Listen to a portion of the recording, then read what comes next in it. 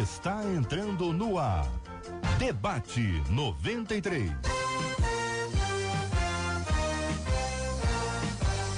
Realização 93 FM. Um oferecimento Pleno.news.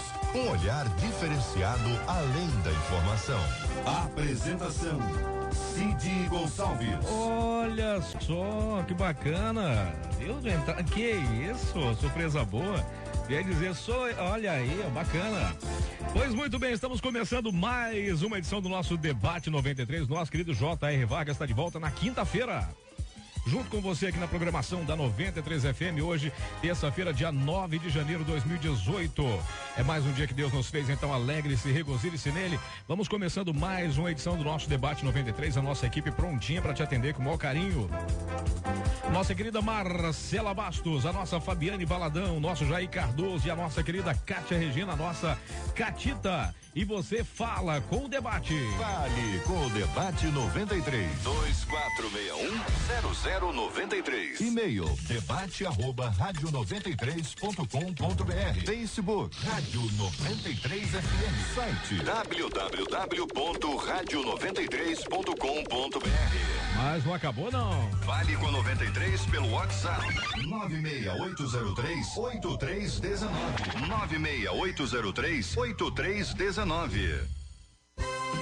Muito bem, gente, agora no Rio, 11 horas, 1 minuto, vamos começando mais uma edição do nosso Debate 93, recebendo convidados muito especiais e vamos falar sobre assuntos muito interessantes, que alguns assuntos a serem explanados, explicados e debatidos aqui durante a nossa programação. Para começar, tem esse aqui que é muito interessante. No passado, eu brinquei demais com o sentimento dos rapazes. Eu confesso que não tinha dó nem piedade, eu fazia tudo o que eu queria, tudo a meu bel prazer, mas ao me converter, tudo mudou. Agora sou eu que sinto os meus sentimentos em frangalhos, eu me sinto assim. Será que eu estou pagando por todas as maldades que eu fiz no passado? O que é a lei da semeadura? Ao me render a Cristo, eu não fico livre de todos os erros do passado? Minha vida sentimental está condenada para sempre? O ditado diz: o que aqui se faz, aqui se paga. Isso é verdade? Para falar sobre esse assunto, os nossos debatedores já postos aqui, meu querido pastor Carlos Pedro, da Igreja Assembleia de Deus, na Itaoca, nossa querida Ievade. Bom dia, pastorzão, seja bem-vindo. Bom dia, meu querido Cid, bom dia aos amados debatedores na mesa, bom dia a essa audiência maravilhosa, a todos um grande abraço. Eu quero começar lendo um texto que é um princípio, Gálatas 6:7, diz: não se enganem, ninguém zomba de Deus. O que uma pessoa plantar, é isso mesmo que colherá. Eu acredito na lei da semeadura. Princípio bíblico, princípio divino, um princípio milenar. E é possível sim, nós não conhecemos os detalhes. O e-mail é muito subjetivo, né?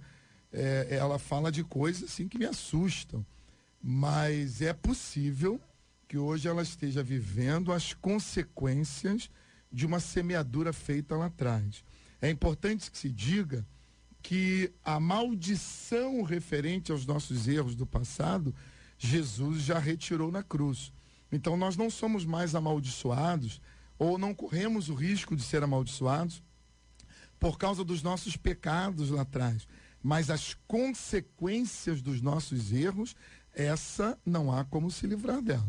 Muito bem, palavras iniciais aqui no nosso Debate 93, entre nós, pastora Deusirene Moreira, psicóloga, terapeuta familiar e professora universitária, também nos dando a honra da sua presença, nossa menina da mesa aqui no nosso Debate 93. Muito bom dia, pastora, seja muito bem-vinda. Vamos fazer, desculpa, querido, vamos só fazer isso, pronto, vai ficar melhor. Tua voz merece. Obrigada. Bom dia você, Cid, toda a equipe da rádio, todos os nossos ouvintes aí que estão na escuta, que tenhamos um debate edificante, sim, que possamos todos ser abençoados nesta manhã. Amém. E essa moça, ela tá apavorada aqui porque ela pisou em algumas pessoas, né? Como ela mesmo diz, ela brincou com o sentimento de várias pessoas e ela não tinha dó nem piedade. Cruel isso, não? E quando eu li eu imaginei logo a questão da culpa, né? O quanto essa moça, essa jovem, nós não temos, como o pastor falou, muitos detalhes, vive amargando uma culpa. E para ela e para tantas outras pessoas que estão vivendo essa mesma situação, o que nós podemos dizer é que todas as vezes em que nós pensamos na nossa história, no nosso passado, nós reconhecemos os nossos erros e nós nos arrependemos dos nossos erros, dos nossos pecados, o Senhor, na verdade, nos perdoa. E deles o Senhor não se lembra mais, né? Isaías 43:25 diz, sou eu mesmo que apago. O que acontece é que muitas das vezes Deus já nos perdoou, mas nós não nos perdoamos, né? É aquilo que é chamado de pseudo-culpa, e aí a gente carrega uma culpa e muitas vezes estamos vivendo amarrados, né? Vivendo nesse cárcere, porque não reconhecemos que o Senhor já fez tudo novo. Então, a princípio, assim, eu acredito que ela possa ter vivido tantas situações e hoje, quando ela diz que as emoções estão em frangalhos, ela pode, de repente, por trazer uma culpa, achar que o que ela está vivendo seja ainda o castigo sobre o que viveu, mas se ela verdadeiramente se arrependeu do passado, o Senhor tem algo novo, muito novo para ela. Ela precisa cuidar dessas consequências. Que passaram? Pois é. Entre nós também o nosso querido deputado Harold de Oliveira, nosso comandante. Muito bom dia, meu caro deputado. Como é que estão as coisas? Feliz ano todo, ainda em tempo. Bom dia, Sede. Bom dia, queridos ouvintes, senhores debatedores, pastora presente, a menina da mesa. Eu vejo essa questão já esclarecida biblicamente, né? Evidentemente, nós, conforme a pastora colocou, que hoje ela, na realidade, se arrepender, e o arrependimento é fundamental nisso tudo, ela vai acabar se libertando disso. Mas ela precisa de agir, ela intimamente, que hoje ela é perseguida, ou tem os seus sentimentos, as suas emoções perseguidas por ela mesma.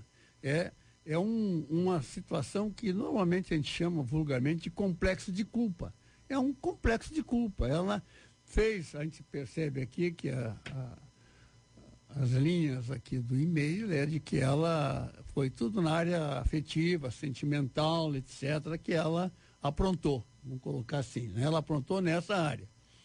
E, evidentemente, hoje ela se converte, ela é uma nova criatura, ela está naturalmente sendo edificada, ela está sendo discipulada e vai naturalmente percebendo certas questões que podem estar agredindo a sua posição anterior, que ela acha que ainda persiste. Então, o que ela precisa na realidade é se libertar ela mesma do seu complexo de culpa.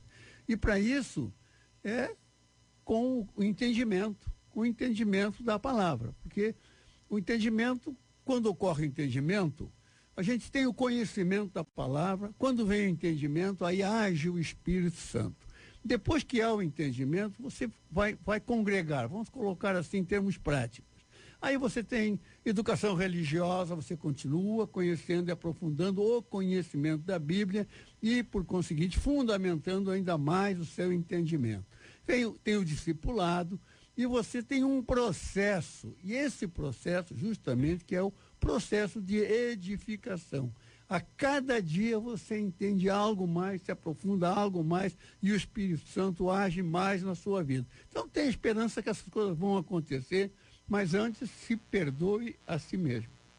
Entre nós também está o pastor Márcio Rabelo, da Igreja Metodista Wesleyana, em Petrópolis. Muito bom dia, pastorzão, seja bem-vindo. Liguei. Fala, cabeção! E aí, meu garoto? Ele beleza? Tava na pressão pra falar isso aqui.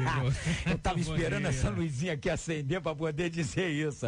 Não, eu não posso vir aqui, tendo você aqui e perder essa oportunidade de fazer esse elogio à sua pessoa, não é verdade? Eu continuo te amando. Eu sei. Que a bênção e a paz do Deus Todo-Poderoso esteja com todos vocês. É um prazer estar aqui mais uma vez.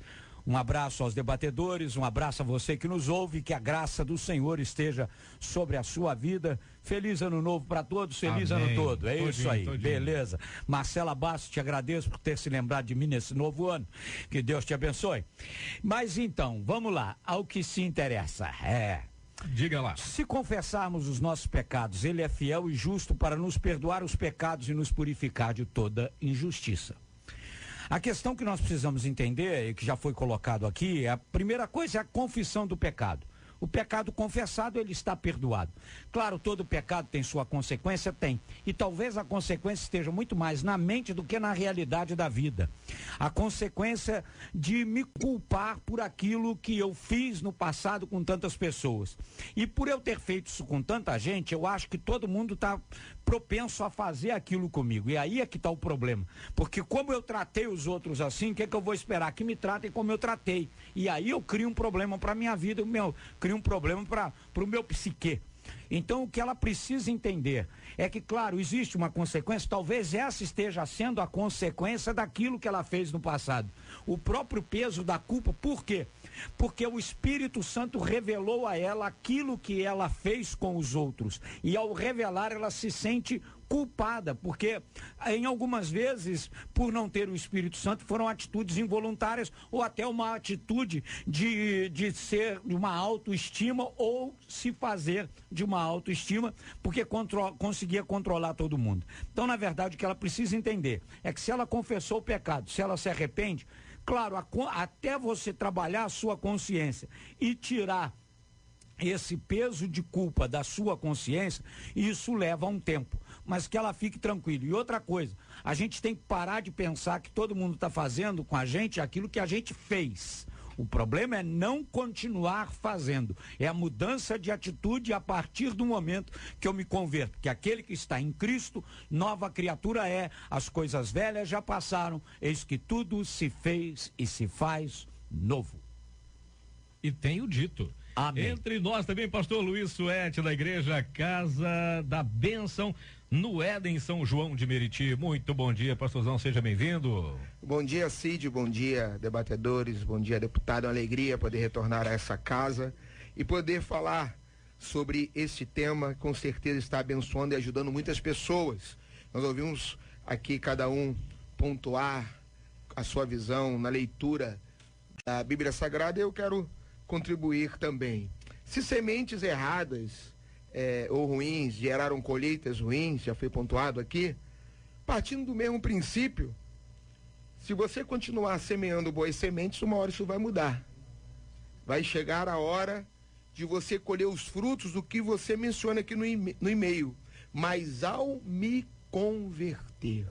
Então significa que agora, né, você não brinca mais com os sentimentos, agora você está do outro lado, está vivendo até consequências disso, e se você seguir plantando boas sementes, você vai viver uma colheita. Não se preocupe em carregar sentimento de culpa, em ficar olhando o seu passado. Romanos capítulo 8, verso 1 diz assim: portanto, agora não há nenhuma condenação para os que estão em Cristo Jesus, porque a lei do Espírito da vida em Cristo te livrou da lei do pecado e da morte. Agora você está em Cristo, não olhe o passado, passe a olhar o seu futuro e olhar com um olhar de fé.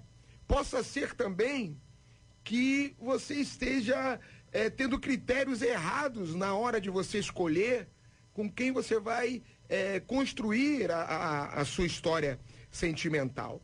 Se você, de repente, possa estar sofrendo consequências das suas escolhas. Muita gente não repara nisso, mas nós somos reféns das nossas escolhas. Tem pessoas que fazem escolhas erradas e querem colher coisas boas. Veja que você mesmo trata o perfil dessas pessoas como quem você era no passado, que as pessoas estão fazendo o quê? Você não tinha dó, você não tinha piedade, e que agora você começa a ver isso.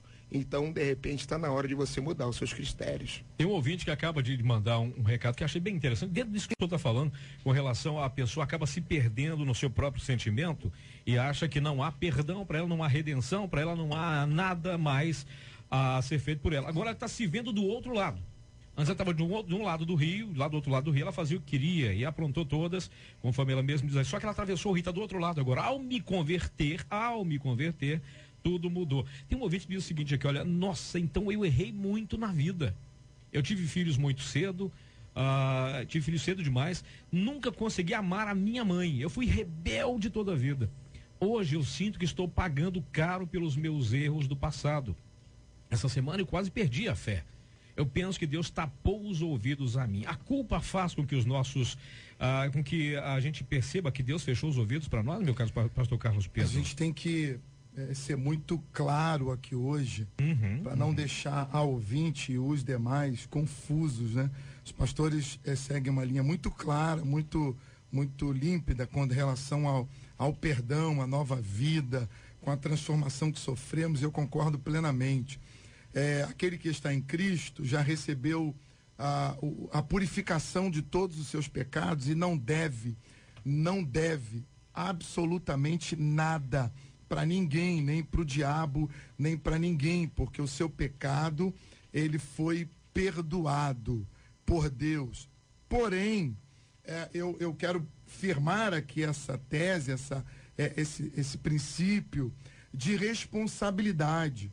Nós não podemos imaginar que a conversão nos isenta de responsabilidade, que a conversão nos livra das consequências dos nossos erros. Essa última fala, ela vai exemplificar bem isso. Se eu tenho filhos fora do tempo, ou muito cedo, isso vai gerar uma série de consequências para a minha vida. Se eu tenho uma relação, eu gostaria muito de entender que coisas são essas que essa pessoa fez sem dó nem piedade com outras pessoas. Onde ela vivia, onde ela vive, que tipo de consequência isso gerou no meio social, que tipo de consequência isso gerou nos relacionamentos que ela tem hoje. Porque muito provavelmente o que ela está vivendo, e muita gente vive isso, é a consequência das coisas que fez no meio onde está, no meio social. Muita gente decepcionou muita mãe, eu lido muito com isso. Gente que decepcionou a família a vida inteira e agora se converteu. Agora tem uma nova vida, mas a família não acredita. A família não apoia ele, não abraça, não acredita, porque sofreu demais. É gente que foi muito pisada, gente que foi muito prejudicada. Aí hoje as pessoas dizem, poxa, pastor, eu me converti e a minha mãe não confia em mim. Mas também, meu filho, você passou a vida inteira decepcionando a sua mãe, quer que ela volte a confiar em você do dia para a noite. É mais ou menos isso que eu preciso colocar. O evangelho, ele nos muda. E o pastor disse muito bem que a lei da semeadura é uma verdade. E se eu semeei muita coisa ruim e colho os frutos ruins, eu preciso começar a semear coisas boas, porque há um tempo para a colheita e conforme eu vou semeando, isso vai mudando. Conforme a minha mente vai sendo purificada, o meu futuro está sendo planejado para ser melhor. Eu não posso esquecer de Paulo. Paulo aprontou todas, sem dó e nem piedade, como disse a ouvinte. E ele, quando se converteu, é crente, abençoado, cheio do Espírito Santo. E as pessoas querem matar ele, porque ninguém confia nele. Ele acha isso estranho, fica chateado, mas não adianta. É a responsabilidade que a gente tem que assumir.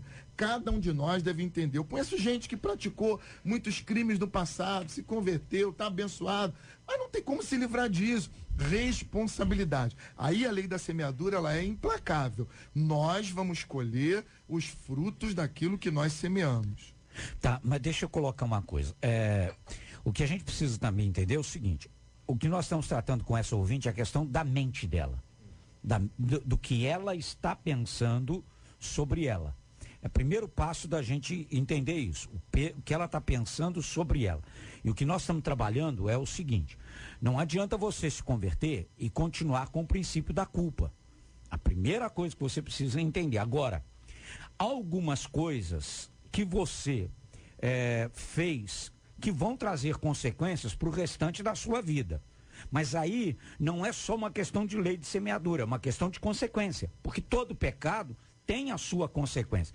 Por exemplo, a menina que quando era jovem engravidou, por mais que ela tenha se arrependido, a criança está ali, aí não tem mais jeito. Agora, não é uma lei de semeadura, é uma consequência. É diferente da lei da semeadura. A lei da semeadura é eu semear na vida dos outros, é eu jogar na vida dos outros e ficar vivendo um mau comportamento.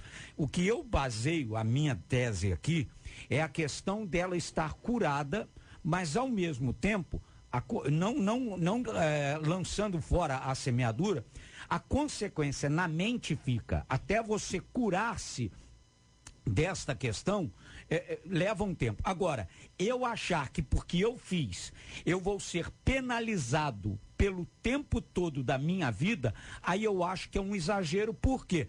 Porque se eu confessei o pecado e se eu me arrependi, onde fica o perdão se eu for pagar essa consequência ou essa semeadura pro resto da vida? Doutora Deusirene. Então, quando a gente lê aqui o relato, existem alguns detalhes que a gente precisa contemplar. Ela diz assim: a minha vida sentimental está condenada para sempre. Então, é isso que a gente está tentando mostrar para ela. Não, sua vida sentimental não está condenada para sempre. Embora, como ela fala das situações que foram vividas, né, na sua afetividade, que envolve os sentimentos e as emoções, ela provavelmente precisa tratar disso. E aí nós estamos falando de um outro aspecto, porque quando a gente se converte, a gente converte o nosso espírito a Deus. Agora, existem mazelas, existem situações que a gente precisa tratar, né? São as consequências. Então, o pecado traz consequências, existem consequências que são objetivas, que são palpáveis, né? Resultado ali que está diante da gente todo o tempo. E aí, como é que a gente vai lidar com isso? A gente precisa, muitas vezes, de ajuda, de tratamento mesmo, para a alma, para o coração, para a mente. E, nesse caso, se ela se sente assim, primeiro, se arrependeu, recebeu o perdão de Deus, recebi o perdão de Deus, sinto diante da palavra que meus pecados foram perdoados. As consequências, toda essa questão emocional, toda essa questão sentimental, ela de repente precisa tratar, né? E para não viver essa infelicidade para o resto da vida. O Senhor tem, a palavra de Deus diz, vida plena para gente.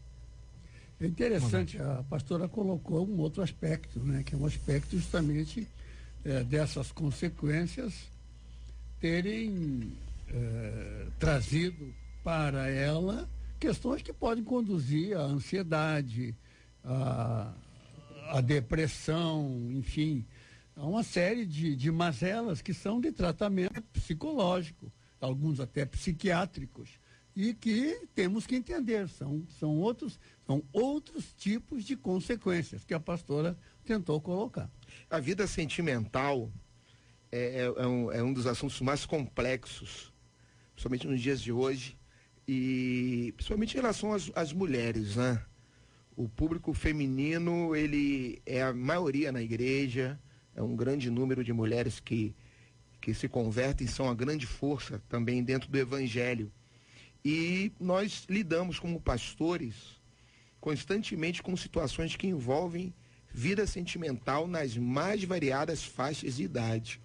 E aqui é uma pessoa que está tentando reconstruir ou construir de uma forma diferente a sua vida sentimental.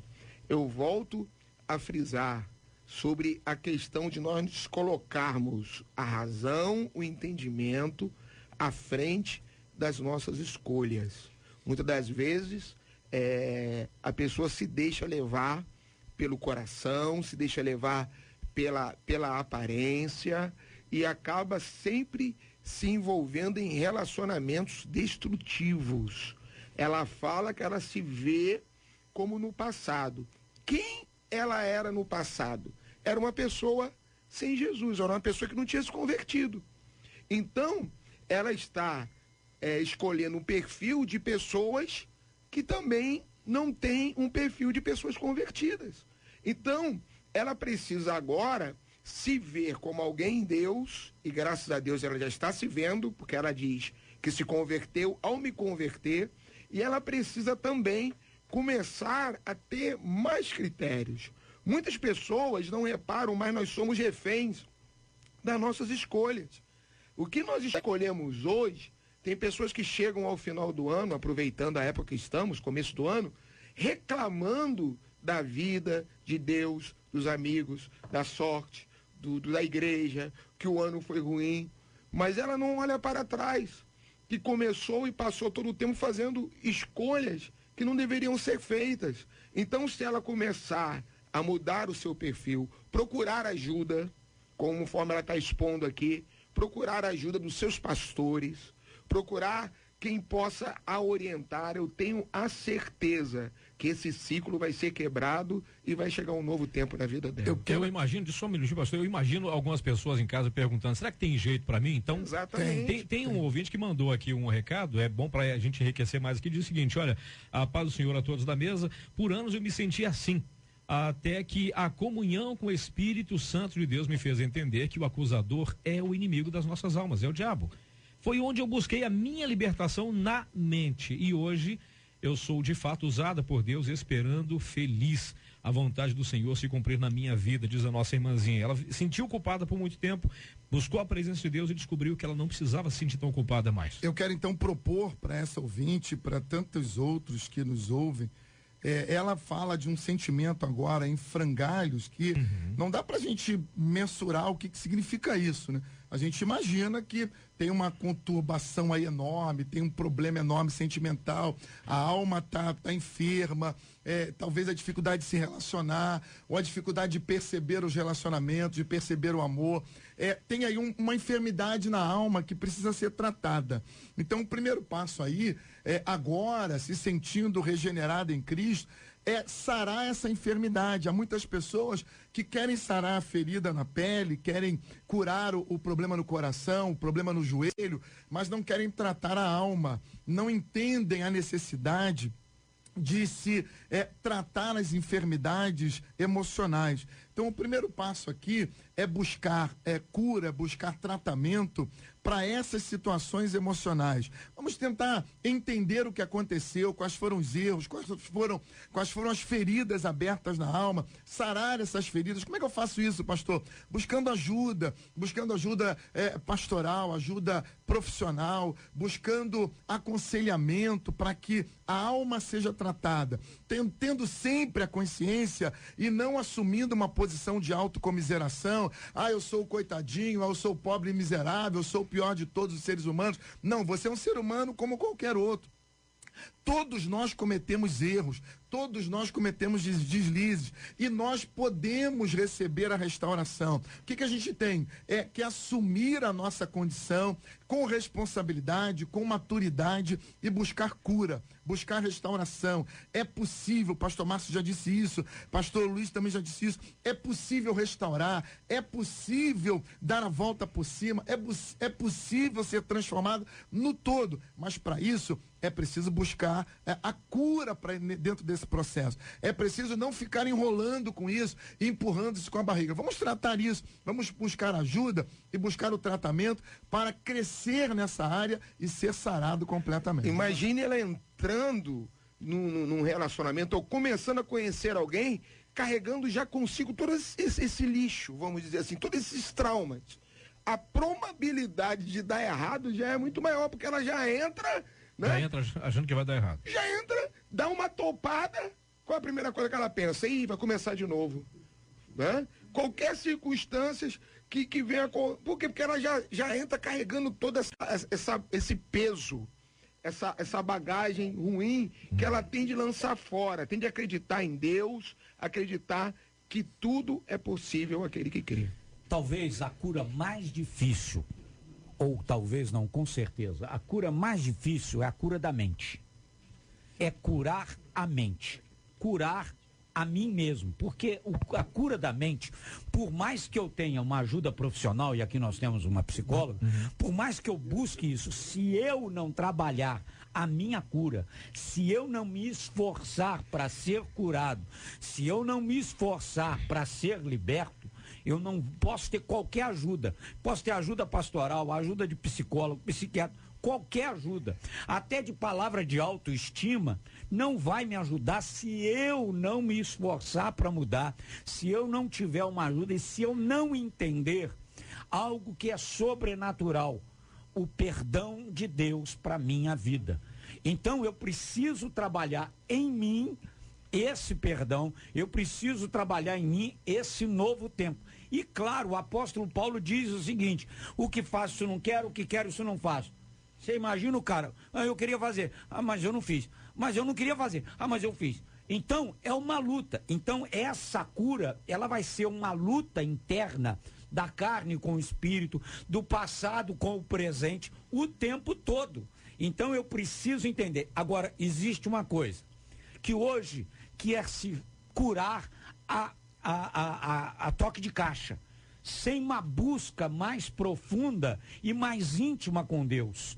A questão hoje, me desculpem, mas é que nós estamos vivendo um evangelho um pouco superficial e um evangelho de micro-ondas. Apertou um botãozinho, daqui a 3 minutos está tudo pronto. Ou a geração, com todo respeito, a geração miojo. Tudo muito fácil, tudo muito simples. Não era Nutella? Pode também ser, sei lá. É tanta geração que eu não sei. Esse dia eu vi que nós estamos vivendo nos adolescentes a geração Z. Eu não entendi. Depois a senhora me explica, tá? Por favor, que até agora eu não entendi. Também não pesquisei até agora também não. Mas uma coisa que a gente precisa entender, isso não é fácil. Eu estou dizendo uma coisa, às vezes eu venho aqui e falo isso, porque eu sei o que eu passei. A questão, não estou aqui fazendo autocomiseração também não, porque eu já estou curado, lavado e remido no sangue do Cordeiro. Aleluia, sou uma nova criatura e quase abre falei o seu coração, agora. pastor. Então, vai para fora, o que acontece é o seguinte, eu sei o que eu sofri a nível de bullying. Por ser meio rosadinho, diferente, o pastor Pedro viu, quando eu cheguei aqui, um rapaz aqui que trabalha nessa emissora. É pastor Luiz. Não, é pastor Luiz. Pedro. É Pedro, não é Luiz, não. Não, tá bom. Não, é Luiz, não é Deixa eu falar do outro cara. Deixa eu falar do outro cara. Ele tá ouvindo, esse cara que trabalha aqui, inclusive, viu, deputado? Que esse rapazinho, já cheguei aqui sofrendo bullying com ele. É mesmo? Entendeu? Mas tudo bem. Mas aquele amigo de longa data. Então, o que acontece? A gente precisa entender e limpar e curar a mente não é fácil, mas é possível buscando de Deus, porque Deus vai te curar, Deus pode te curar e, mais uma vez eu repito, aquele que está em Cristo, nova criatura é. As coisas velhas já passaram, eis que tudo se fez novo. Conhecereis a verdade vos libertará. É um fato, correto?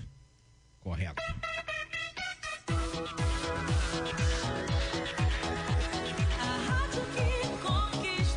Qual é? É essa aqui, ó. 93 FM. Estamos no debate 93 com o pastor Carlos Pedro, doutora Deusirene Moreira, pastor Márcio Rabelo, pastor Luiz Suete, deputado Harold de Oliveira. E o assunto de agora é muito interessante. Quando eu falei sobre a questão de conhecereis a verdade vos libertará, você sabe que a Assembleia Legislativa do Estado de São Paulo aprovou no dia 20 de dezembro de 2017 um projeto de lei que visa trazer benefício a presos no estado. Segundo o projeto, os detentos poderão reduzir suas penas com a leitura de livros, em especial a leitura da Bíblia. A proposta estabelece que presidiários poderão diminuir 4 dias de suas penas por cada livro lido. O total não poderá ultrapassar 48 dias por ano. Ainda foi estabelecido que a Bíblia é um compilado de 39 livros do Velho Testamento, 27 do Novo, definindo que cada um desses livros concluídos será considerado na redução da pena. Pelo projeto, os detentos terão um prazo de 30 dias para concluírem a leitura e mais 10 dias para escreverem uma resenha sobre a obra que terminaram de ler. Quer dizer, não é só ler, você vai ter que me mostrar que você entendeu o que você leu. Caso a resenha seja aprovada, os dias de pena serão descontados. O projeto agora aguarda a sanção do governador Geraldo Alckmin.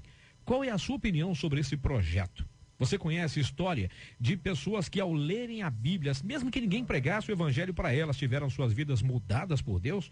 Como está? Aí eu pergunto a você, ouvinte, que está aí em casa agora, pensando no trabalho, seja onde você estiver agora, como é que está a sua leitura da Bíblia, hein? E aí, gente, é um projeto que vale a pena pagar para ver? Não entendi essa leitura da Bíblia aí. Pode ser que, não sei se o Cid quis dizer que se você não lê a Bíblia aqui fora, você pode ter tempo para ler em outro lugar. Ou então pode ser preso porque não sei. Ou preso porque não leu, será? Eu acho que a Lava Jato, ela está resultando em tantas consequências no país que está mexendo até com a vida dentro dos presídios. Eu não sei se a gente tem funcionário, se a gente tem gente suficiente para atestar a resenha de quem lê um livro. É um projeto audacioso, na minha opinião, duvidoso para mim, e por mais que a gente esteja falando da Bíblia, Obviamente, eu quero que todos leiam a Bíblia. Nos presídios há um trabalho maravilhoso sendo feito pela igreja. Os presidiários leem a Bíblia, até porque as igrejas estão lá já há muito tempo fazendo um trabalho bacana, incentivando os cultos e a leitura da Bíblia. Mas eu não sei se a eficácia de um projeto como esse vai se revelar na prática como algo produtivo. Porque eu imagino que ler é um privilégio para quem tem a condição de fazê-lo. E para quem está dentro do sistema penitenciário pode ser uma coisa espetacular. Daí a usar a leitura para diminuir a pena do presidiário, não sei, sinceramente, na área do direito, eu não sei se essa discussão é proveitosa. E a gente tem que pensar sobre essa questão. Deputado. Eu aprecio, quer dizer, existem esses aspectos, né, de dúvidas sobre isso, mas é preciso de entender que o que é a reclusão de uma pessoa que é condenada por um crime? Quais são os objetivos dessa reclusão? Primeiro e mais importante é justamente afastar esta pessoa da sociedade para que não continue praticando os mesmos crimes. É defesa da sociedade. Porém, se trata de um ser humano, E um outro objetivo, entre tantos, mas um outro objetivo, é a busca de mecanismos de ressocialização desse indivíduo, dessa pessoa. Bom, na busca dessa ressocialização é que se entendem que a disponibilização de instrumentos para que a pessoa abra o seu espaço de conhecimento, para entender melhor e até esse próprio convívio social, dentre esses espaços todos que se colocam, existe a leitura. Porque com a leitura te traz uma janela para o mundo, de acordo com o pensamento dos autores de cada livro. E a leitura estimulada e avaliada, a resenha não é para saber se a pessoa conheceu ou não conheceu o que leu, é para saber se ela leu efetivamente. Então, ela leu o texto, ela não enganou, porque ela está lá olhando para o livro e não sabe se está lendo. Então, aí faz aquela resenha, olha, não, ele leu realmente, não estava lendo. Então, quando se trata aqui, aí pode até haver um certo exagero, mas quando se trata aqui de sermão, mas se for a Bíblia tem 66 livros. Como é que vão considerar esses livros? A Bíblia toda é um livro? Ou uma biblioteca mesmo? Só tem um capítulo, então, inclusive, basicamente, foi feito esse assunto aí. Concordo que talvez seja uma coisa até inócua, né? Porque, felizmente, no Brasil, a liberdade religiosa é um dos países que tem mais liberdade religiosa e nós temos que preservar isso. Os nossos presídios, existem missionários, existem capelães, existe uma série de instrumentos que levam a mensagem, pregam, interpretam, etc. E muitos presidiários têm se convertido e esse é um trabalho também de ressocialização, aí através da conversão. Então eu vejo, sim, o projeto é um projeto de oportunidade para tentar dizer, não, cada livro da Bíblia é um, vamos colocar lá, eu não sei quem é o autor, não sei. Agora, ele, dentro do que está colocado aqui, que se pode interpretar, um projeto dessa natureza, ele se não faz muito, não traz tanto benefício, ele não vai fazer mal nenhum. E é mais um instrumento que está lá dentro. Eu vejo dessa forma, acho que a ressocialização é muito importante, né? Eu não vou tratar mais desse assunto, porque nós temos tantos casos de problemas nos nossos presídios, nosso sistema, né, prisional, que este aqui é digamos assim, uma tentativa pequena, né, diante de tudo que está acontecendo. Eu só queria dizer o seguinte, os salmos devem libertar o cara mais rápido, né? Porque são 150 capítulos. já o livro de Filemão tem menos. Então, de acordo com o tamanho. Outra coisa. Se for pelo livro em si, o cara só vai coitado do cara para interpretar Apocalipse. Agora, se for um desviado, tá feito. Tá bem. Mas aí tem a questão. Agora, aí tem a questão, não é pela quantidade de livros. Veja bem, quanto mais livros ele lê, melhor. Quanto mais livros o cara lê, melhor. Sim. Só que é o seguinte, vamos supor que o cara leia 365 livros ao longo. Tem um limite. Só que tem um limite, até 48 dias apenas. Não, eu sei. Agora, menos 50, quer dizer, o cara pode ler 300 livros, mas a pena dele, se ele fizer tudo certinho, é no máximo 48 dias que diminui. Agora, deixa eu levar a coisa mais a sério, porque eu fiz um preâmbulozinho de brincadeira. Mas a questão toda é o seguinte: a gente precisa entender, desculpem o que eu vou dizer, mas será que isso também não é uma boa oportunidade para uma forma de facilitar certas coisas? Porque, infelizmente, o deputado colocou aqui algumas coisas, mas, infelizmente, nós vivemos um exercício prisional de baixíssima qualidade, uma coisa horrorosa. Nós estamos vendo o que está acontecendo em Natal, nós estamos vendo o que está acontecendo em Goiânia, em Aparecida de Goiânia. Quer dizer, nós estamos vivendo uma situação caótica. Aí a gente, porque hoje em dia estão se usando muito de conversão, tem muita gente se dizendo convertida aí, que não se converteu patavina nenhuma, não se converteu nada. Tem gente aí usando, com todo respeito, graças a Deus isso não acontece aqui, mas usando o meio gospel para se fazer, para se promover, e depois vira as costas e abandona tudo e ainda sai achincoalhando todo mundo, metendo a mamona em todo mundo, e também não é isso. Então o que eu acho às vezes é que estão usando como subterfúgio a Bíblia, usando o Evangelho, porque sabem que na realidade o que transforma é Jesus Cristo, é a palavra de Deus. Então, e eu só acho o seguinte, mesmo que seja dependendo do crime cometido, eu acho que não pode ter a mesma facilidade. A gente tem uma discussão aqui interessante, também, que não podemos esquecer, sobre a importância da leitura da Bíblia. Nós vemos aqui, qual a sua opinião sobre esse projeto? Estamos debatendo aqui a opinião sobre esse projeto, mas a discussão é mais ampla. Você conhece a história de pessoas que, ao lerem a Bíblia, sem que ninguém pregasse para ela, tiveram suas vidas mudadas por Deus? Como está a sua leitura da Bíblia? Então, nós não podemos nos esquecer que estamos discutindo um projeto específico, para o Estado de São Paulo, que ainda não é uma lei aprovada, é um projeto falando sobre a importância da leitura. E nesse contexto está incluída a Bíblia, não é só a leitura da Bíblia. Aqui se discute a leitura no âmbito geral. E como cristãos, como debatedores, como pastores, estamos discutindo sobre a Bíblia. Vale aqui ressaltar que se nós incentivarmos a leitura da Bíblia, como foi dito aqui fora, não será preciso incentivar a leitura lá dentro.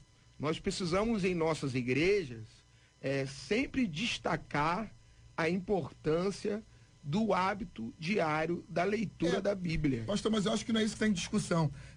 O que eu penso é que essa lei ela tem endereço. Essa que é a verdade.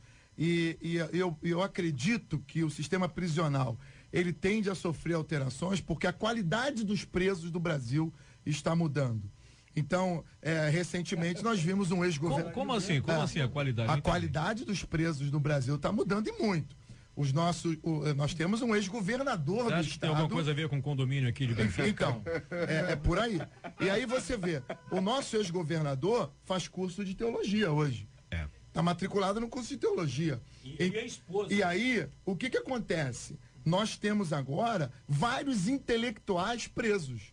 E não são poucos. São muitos intelectuais presos. O meu medo é que a gente esteja criando aqui uma forma de reduzir a pena de algumas pessoas que têm o hábito de leitura e que todos os presos sempre tiveram oportunidade de ler.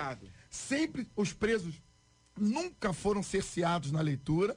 E agora nós temos gente que tem o hábito de ler, que lê 5, 6 livros por mês, pode ler 10, e que serão beneficiados por uma lei que diminui a pena de quem lê. Por que essa lei nunca foi criada antes, quando nós não tínhamos intelectuais presos? Então essa é a minha preocupação.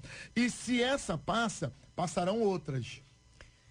Então, eu olho com reservas, porque a questão é da motivação, né?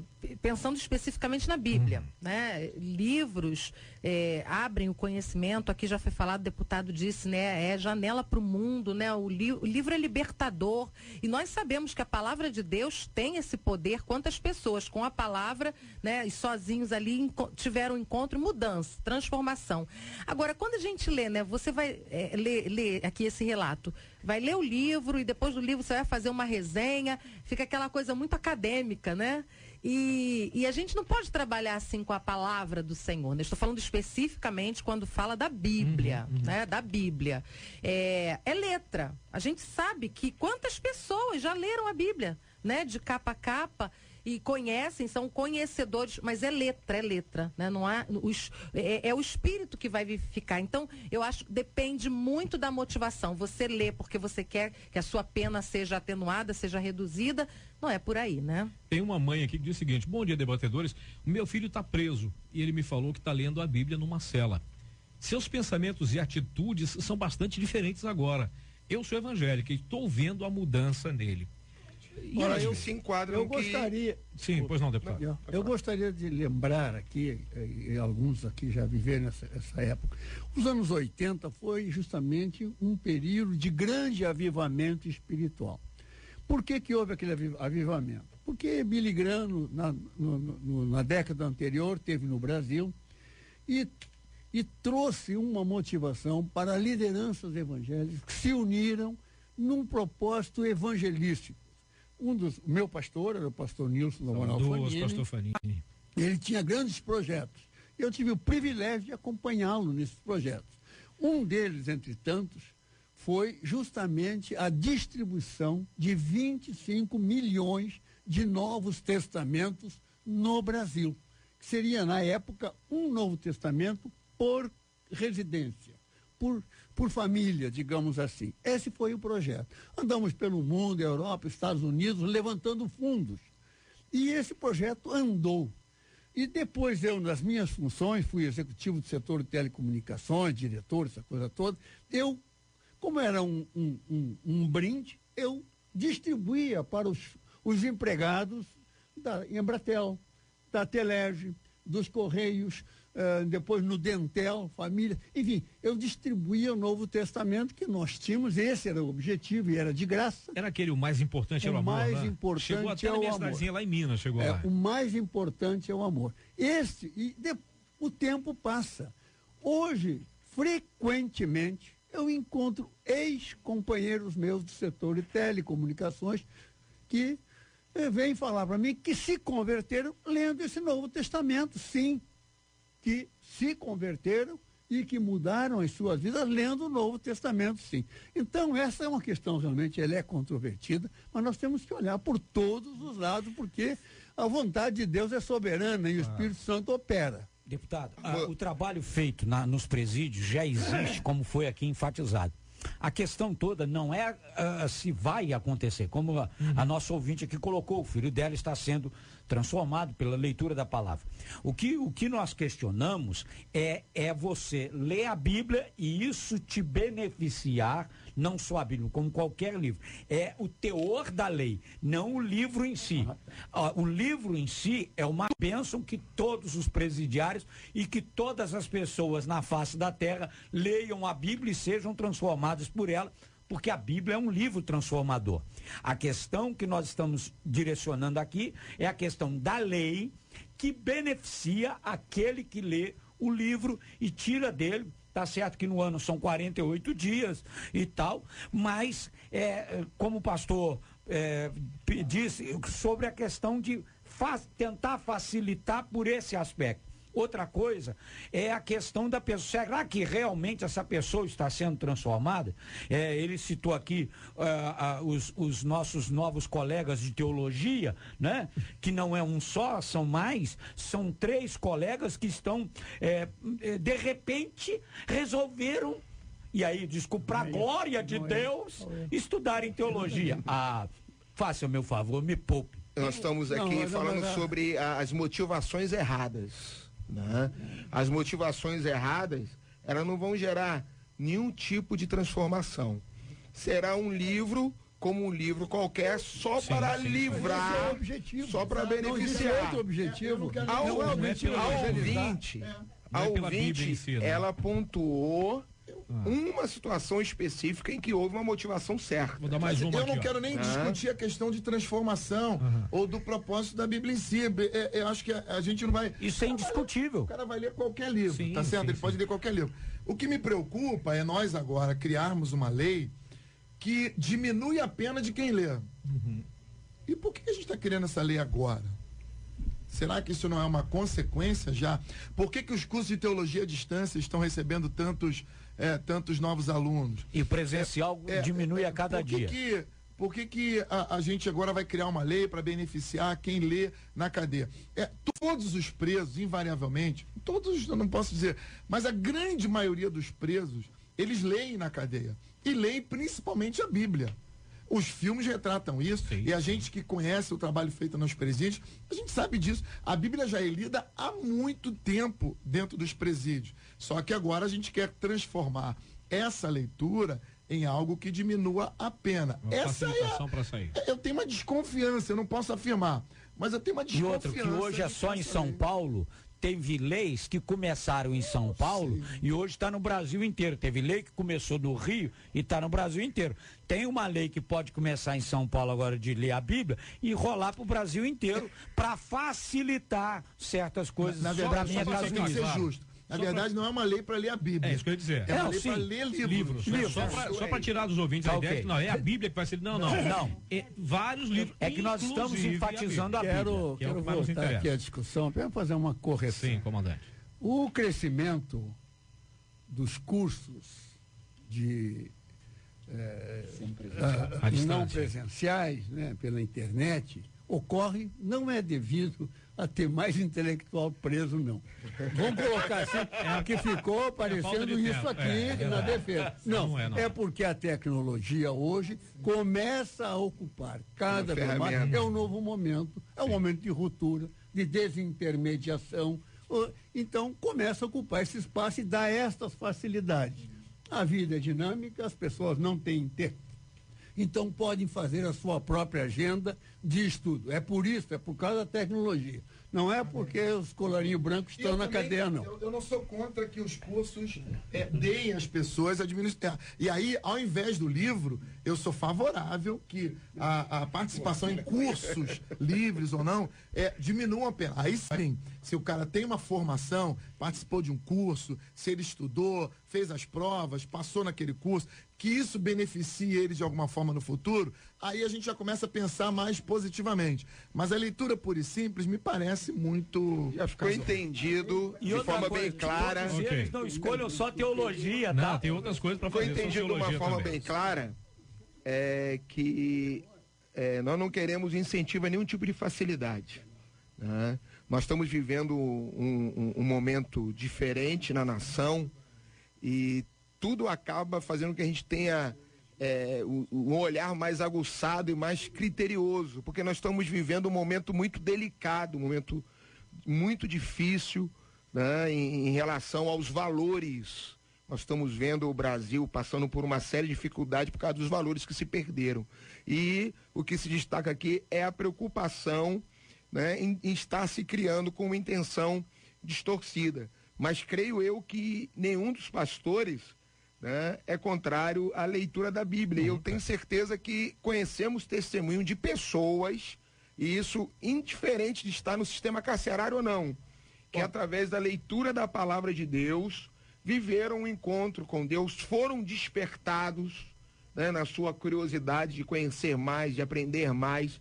Eu tenho testemunhos pessoais de pessoas, posso aqui até dar o nome no ar, né, de pessoas que através da leitura da Bíblia acabaram conhecendo Jesus, caminhando da igreja, se firmando, a ponto até, pastor, isso que o senhor está falando está escrito no livro tal, no versículo tal, no segundo parágrafo Eu fico assim, Tem meu coisas Deus. que me perturbam muito. O Por deputado quê? sabe disso muito melhor do que eu.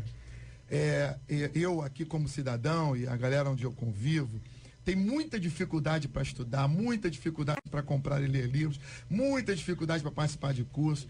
E a gente sabe, razoavelmente, quanto custa um presidiário hoje. E o que me preocupa, assim, que me deixa agoniado, é que a gente está gastando um salário razoável para os presos no Brasil e dando a eles condições que nós não demos ainda à população que está livre aqui, lutando no dia a dia para poder sobreviver. Então essa é uma outra discussão e a gente precisa, vez por outra, pensar nisso. O custo de um presidiário, eu posso estar errado aqui, eu posso mentir, mas eu já vi alguma coisa em torno de 5, 7 mil, não sei se é isso, se o deputado pode me ajudar, mas é altíssimo no Brasil você manter um presidiário. E mais,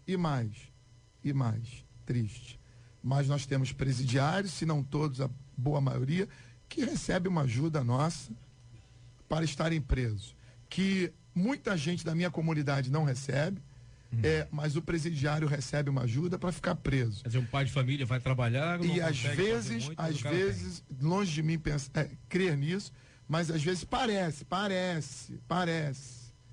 que a vida dentro do presídio está um pouco melhor do que a vida dos meus irmãos da comunidade. Doutor Deusirene, tem um ouvinte que falou aqui, deveria ter mesmo curso e trabalho dentro do presídio. Trabalho eu gosto. Essa ideia do trabalho eu gosto. Para quando eles saírem terem uma nova vida. Asfalto, tem estrada. gente que fica lá dentro sem fazer nada. Aí eu concordo. E mente vazia a oficina do cão. Então, falta exatamente, né? Investir exatamente nesse tipo de ressocialização. Foi falado aqui que um dos objetivos da detenção é o que? Ressocializar. Que é o que não acontece. O preso, ele fica lá, né? E ele, na verdade, quer em boas condições ou em péssimas condições, enfim. Mas ele não é ressocializado. E coordena rebeliões. Exatamente. Então, assim, o que falta? Falta exatamente isso. Trabalho. Tantas áreas em que poderiam ser construídas outros tipos de cadeia, alguma coisa voltado, né, para o trabalho agrícola, enfim. Para que ele pudesse realmente estar ali produzindo, né? E isso faz bem para a alma, para o corpo, para a mente, isso já é atestado e faria bem, porque estaria ajudando o país também. Então o que falta é trabalho, realmente. Eu já tive a oportunidade de frequentar alguns presídios, eu já vi, não sei se hoje eu não sei como está, a gente tem dificuldade de entrar em alguns, mas eu já vi, por exemplo, fábricas de móveis, outras fábricas funcionando dentro de presídios, onde o preso, trabalhando, tinha sua pena diminuída. Eu acho que esse pode ser o melhor caminho para a gente justificar algum salário para um preso e a ressocialização deles da melhor maneira possível, junto, obviamente, com a possibilidade de leitura, de estudar e outras coisas mais. Tem um ouvinte que falou aqui, pastor Carlos, que são presidiários que vão receber uma média de R$ 1.092. Isso de ajuda. Agora, quanto ele custa para o Estado é uma outra história. Enquanto o salário de um trabalhador está R$ 937. É isso aí. Ia falar alguma coisa, pastor Márcio? Só para dizer o seguinte, você pode ler a Bíblia à vontade, você que está no presídio. Mas vê se trabalha também. Usa o tempo, né, para abençoar. Gente, olha, faltam 2 minutos. A gente começou o debate, tem 7 minutos e já faltam 2 minutos para acabar. Impressionante. É rapidão. Queria agradecer demais aqui a presença do pastor Carlos Pedro, da Assembleia de Deus da Itaoca. Pastorzão, obrigado pela presença, amigão. Deus obrigado abençoe. Por esse privilégio, uma alegria estar aqui. É um prazer enorme poder de alguma forma contribuir, debater. Que Deus abençoe a todos, a essa amada, que ela encontre o seu caminho, que ela encontre a felicidade, que ela seja restaurada na alma, e tantos outros que estão nos ouvindo, aos nossos presidiários, todo o respeito para todos os amados que estão aí cumprindo pena, alguns em situações muito deploráveis. Que Deus possa trazer luz sobre essas situações, que Deus possa nos abençoar, nos ajudar e ajudar a toda essa população carcerária do Brasil. Que Deus dê paz aos nossos presídios e que nós tenhamos um ano de 2018 muito abençoado. Maravilha. Pastor Márcio Rabelo, obrigado pela presença, amigão. Deus abençoe. Prazer, Cid, prazer estar aqui mais uma vez, que Deus abençoe. Eu queria aproveitar aqui rapidinho para mandar um abraço pessoal da sede administrativa da Igreja Metodista Wesleyana na primeira região, lá em Petrópolis, que todos os dias estão ligados na 93. Um abraço ao bispo Anderson Caleb, a Lucimar, a sua esposa. Um abraço para Lili, para o Andrei, para a Vivi, para o João, minha esposa, meu filho, minha nora e meu neto. Tá? E hoje à noite vou estar na Igreja Metodista Wesleyana em Mantiqueira e amanhã vou estar na Igreja Metodista Wesleyana do Alto da Serra em Petrópolis. Que Deus te abençoe, que a graça do Senhor esteja sobre a sua vida. E eu quero dizer a todos os ouvintes, nós amamos vocês. A nossa colocação é muito mais pelo debate em si do que pelas coisas que talvez você esteja pensando que a gente é contrário. Pelo contrário, a gente, como cristão, ama a todos e quer o melhor para a sua vida. Você, presidiário, você que está enfermo e você que está necessitado, que Deus te abençoe.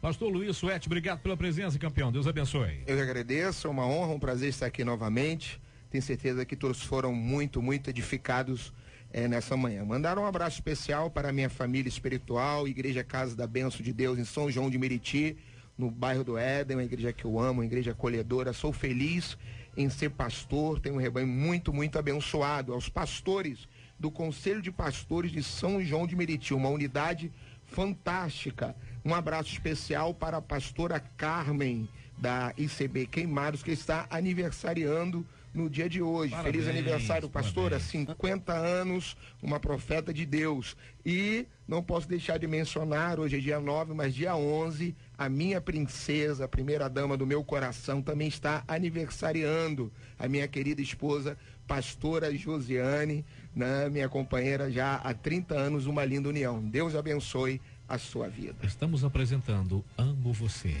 Tem de ter. Comandante, obrigado pela sua presença, deputado Harold Oliveira.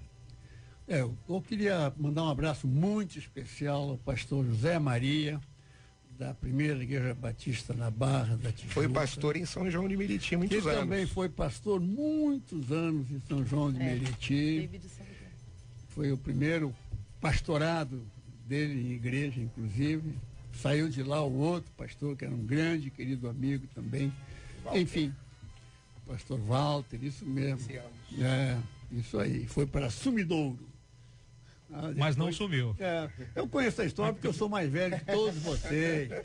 2 dias a mais, 2 dias. História de Batista eu conheço mais. 2 dias a mais. Então, meu abraço, querido pastor José Maria, e através dele a todos os aniversariantes, inclusive a pastora Carmen, que foi citada aqui pelo pastor Luiz Suete. Um abraço a todos. Muito bem, doutora Deusirene, obrigado pela sua presença, que Deus abençoe a sua vida. Eu que agradeço, é sempre muito bom estar aqui com os irmãos, né? Iniciando um novo ano, que Deus nos abençoe a todos e a todas. Um grande abraço para meu esposo, um beijo, está na escuta nesse momento, trabalhando, aquele pequenininho, viu, o Cid? Pequenininho. Sempre lembra de você, quer mandar um abraço, manda um abraço pro Cid. Dá um beijão nele por mim. Tá bom, que Deus te abençoe, meu amor, aí no trabalho, que o Senhor faça prosperar o trabalho de suas mãos. Meu filho também está indo nesse momento pro trabalho, minha mãe está aqui comigo, sempre bom ter minha companheira aqui, eu agradeço, e eu gostaria de lembrar que janeiro é janeiro branco. Quem cuida da mente, cuida da vida. Então é saúde mental, saúde emocional e vamos cuidar, iniciar o ano cuidando. Verdade. Que Deus nos abençoe. Queria pedir, por gentileza, a pastora Deusirene, que nos leve a Deus em oração. A gente encerra assim o debate. Amanhã a gente volta com mais uma edição do nosso Debate 93. Aceita, Senhor, a nossa gratidão por todas as bênçãos, por esse momento tão gostoso, tão edificante, ó Deus, quando pudemos compartilhar e ao mesmo tempo agora pedir, ó Deus, que o Senhor abençoe a vida desta ouvinte, que o Senhor esteja tratando do seu coração, das suas emoções, e não somente dela, mas todas as pessoas que se identificaram com essa situação, que recebam a tua bênção nesta manhã. Lembramos, ó Deus, também dos presídios que citamos aqui. Pedimos, ó Deus, que a tua palavra, que é viva, ó Deus, possa estar agora na mão de cada preso, fazendo a transformação de vida, de caráter, que o Senhor abençoe, ó Deus, a todos. Lembramos dos policiais, lembramos nos hospitais, ó Deus, de cada enfermo, de cada equipe que está trabalhando. Pedimos pelo nosso Rio de Janeiro, tão sofrido, ó Deus. Pedimos que o Senhor esteja abençoando-nos e que o Senhor esteja protegendo-nos. Abençoa, ó Deus, o nosso dia e abençoe todos que trabalham aqui nesta rádio. Que todos nós estejamos debaixo da tua proteção. É a oração que fazemos em o nome de Jesus. Amém. Deus te abençoe.